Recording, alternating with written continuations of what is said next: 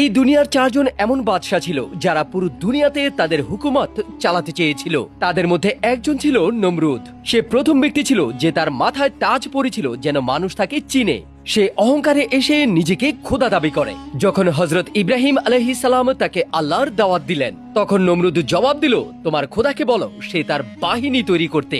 আমিও আমার বাহিনী তৈরি করছি, এরপর হবে মোকাবেলা। নমরুদ ওই জামানার সবচাইতে শক্তিশালী বাদশা ছিল, কিন্তু আল্লাহ তাআলা তার কুদরত দেখিয়ে দিলেন। তিনি ছোট্ট একটা বাকরুখ মশাকে ময়দানে নামিয়ে দিলেন। এরপর একটি ল্যাংড়া মশা নমরুদের নাক দিয়ে ঢুকে ব্রেনে পৌঁছে যায়। যখনই মশা ভিতরে গিয়ে কামড়ায়, নিজেকে খোদা বলা নমরুদ চিৎকার করে মাটিতে লুটিয়ে পড়ে। সে তার লোকজনদেরকে বলতে লাগলো, আমার মাথায় তোমরা জুতা মারো, এর মাধ্যমে আমি আরাম পাই। তো মানুষেরা তাকে যখন তখন জুতাই মারতে থাকে, যতক্ষণ না পর্যন্ত তার ব্রেন বাইরে না বের হয়। শেষমেশ ওই মিথ্যা খোদা নমরুদের ধ্বংস হয়, তার সাম্রাজ্য ধুলির সাথে মিটিয়ে যায়, তাজ হারিয়ে পড়ে, আর নমরুদ ইতিহাসের পাতায় দাফন হয়ে যায়। কারণ মানুষ যখন নিজেকে খোদা দাবি করে, আল্লাহ তাকে মনে করিয়ে দেয় সে শুধু মাটি আর কিছুই নয়। নিঃসন্দেহে আল্লাহ সর্বোত্তম শক্তিশালী।